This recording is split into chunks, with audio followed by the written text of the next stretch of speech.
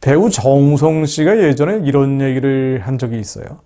그러니까 이승만 박정희 정부를 친일, 친독재 세력이다라고 비판하면서 친일 청산이 안 돼서 그 세력이 독립운동가 가족들을 많이 핍박했다. 결국 친독재 세력으로 이어져서 우리나라의 정치, 사회 지형에 엄청난 악영향을 미쳤다. 친일, 친독재 세력들이 물질 숭배와 성장 우선 논리를 설파하고 젊은 세대의 역사 교육을 단절시켰다. 기타 등등 말입니다.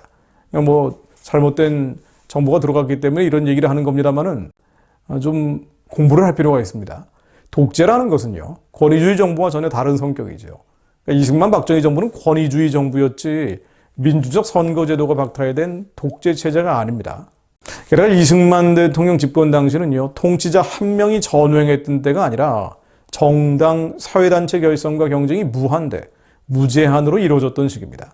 11차례 선거에서 여당이 압승한 적이 없었고요.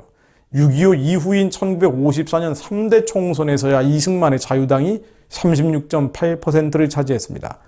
1958년 4대 총선에서는 자유당이 42.1%, 민주당이 34.2%, 통일당이 0.6%였습니다.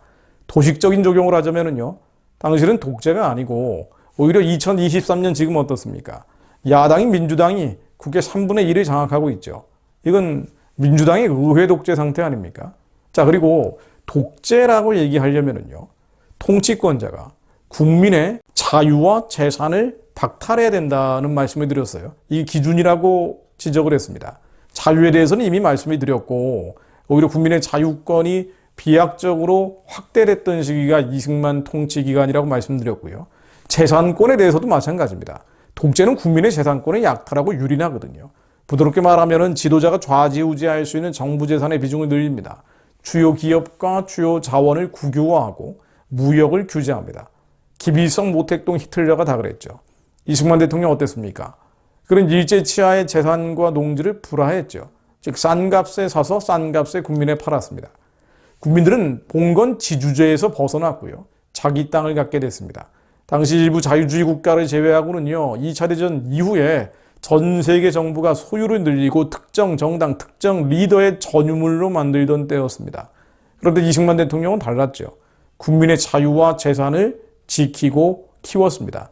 그가 인권 유린을 했다고 얘기하는 것은 온 대륙이, 북한, 중국은 물론 아시아, 유라시아 전역이 공산화되고 대한민국 체제를 지키는 것이 그야말로 숨을 헐떡헐떡거릴 정도로 어려웠던 시기에 대한민국의 공산주의 활동을 했던 것에 대한 법치의 적용이었습니다.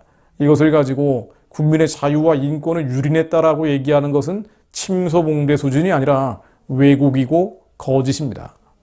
마지막으로 이승만의 독재자로 보는 결정적 이유가요, 1960년 3.15 부정선거와 그 이후의 4.19 때문입니다. 그런데 많은 사람들이 정말 잘못 알고 있는 게 3.15 부정선거로 이승만 대통령이 부정선거로 당선됐다. 말도 안 되는 얘기죠. 3.15 부정선거는요, 대통령 선거가 아니라 부통령 선거였어요. 이미 10일 전에 야당 대선 후보인 조병옥이 사망을 했고요. 이승만 대통령 당선은 확정된 때였습니다. 부통령 당선을 위한 부정선거를 할 필요가 없었죠. 물론 부정을 방치했다, 그걸 막지 못했다는 정치적 책임을 질 수는 있습니다. 그렇다고 해서 이승만이 3.15 부정선거로 당선됐다, 이 말도 안 되는 얘기를 해서는 안 된다는 거예요. 게다가 이 당시에 이승만은 두 가지 선택을 하지 않고 하야를 선택을 했습니다. 그러니까 다른 선택을 할 수 있는 초이스가 있었다는 거예요. 3.15 부정선거 이후에 4.19가 터졌죠. 근데 부통령 재선거를 할 수 있었습니다. 그래서 국면을 전환할 수 있었어요. 근데 그걸 택하지 않았죠. 당시 여론이 부통령 재선거를 하면은, 이 4.19가 터진 다음에 부통령 재선거를 하면은 얼마든지 국면 전환을 할 수 있었느냐? 그 당시 여론을 할 수 있었다는 거예요. 그 많은 사람들이 증언하듯이. 무엇보다 4.19를 무력으로 진압하지 않았습니다. 당시에 이승만의 모습을 보면은요, 독재자의 모습과는 정반대였습니다. 그런 4월 20일, 4.19 이후에 시위대 부상자 위문을 병원을 가게 되는데 이렇게 말을 합니다. 부정을 왜 해? 불의를 보고도 일어나지 않는 백성은 죽은 백성이다. 젊은이들이 장하다. 경찰이 백성을 죽이다니 나라가 어떻게 백성을 죽일 수 있어? 이승만 대통령 당시에 국민이 원한다면 대통령도 물러나야 한다. 그게 민주주의라면서 눈물을 흘렸다고 합니다. 또 오늘은 한 사람도 다치게 해서는 안 된다. 내가 그만두면 사람들은 다치지 않겠지라고 말했다고 합니다. 이건 당시 국무위원이었던 김정열 씨의 증언을 기초로 기술된 여러 가지 책들, 자료들에 공통적으로 나와 있는 내용입니다. 이승만 대통령은 권좌에서 물러난 뒤에 각국 수반이 위로 편지를 보내니까 이렇게 말했다고 해요. 나를 위로하는 편지는 받지 않겠습니다. 나는 지금 가장 행복합니다. 부정을 보고 관기하는 백성들이 나라를 지키고 있으니 이런 날을 평생 기다렸기 때문이요. 이런 날을 평생 기다렸기 때문이요. 이승만 대통령 돌아가실 때 다시는 종의 멍에를 매지 말라. 이게 유언이었죠. 자기 자신을 위한, 가족들을 위한 유언이 아니라 나라와 민족을 위한 유언을 했습니다. 그에게 어떤 사심이 있었을까요? 권력? 돈? 물질? 아니요. 나라와 민족이 어떤 방향으로 가야 되는지 하나님께 받은 그 마음이 있었을 겁니다. 김학은 연세대 명예교수가 지적한 것처럼 이승만 독재 논란에 대해서 현재까지 법률적으로 무죄다. 이 말이 아마 정답 같습니다. 법률적으로 무죄예요. 그는 독재자가 아닙니다. 이승만은 대륙이 모두 공산화된 최악의 국제 환경에서 자유의 나라를 세우고 지켰던 인물입니다. 과를 찾을 수는 있겠지만 공을 절대 넘어설 수 없고요. 그런 국민의 자유와 재산을 지키기 위해서 끝까지 싸웠던 인물입니다.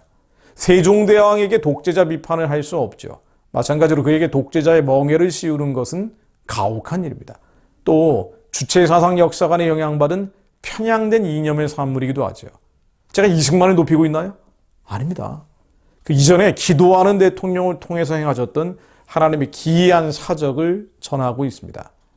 시편 9편 1절로 내가 전심으로 여호와께 감사하오며 주의 모든 기이한 일들을 전하리이다. 그의 영광을 모든 민족 중에 그의 기이한 행적을 만민 중에 선포할지어다. 하나님, 저희들이 하나님께서 이 나라에 행하셨던 기이한 일들을 기억하게 하시며 그것을 우리의 다음 세대 또 그 다음 세대에게 전하는 자들이 되게 하옵소서. 하나님의 기이한 행적들을 만민 중에 선포하는 자들이 되게 하시며 지금 교과서에 실려있는 수많은 왜곡과 편향된 역사관들이 교정되게 하시며 하나님, 북한이 열리는 날 하나님께서 이 나라를 세우셨고 사명을 주셨음을 깨닫는 거룩한 이들이 통일 한국 의회에서 기도하는 날이 오게 하옵소서. 예수 그리스도 이름으로 기도드립니다. 아멘.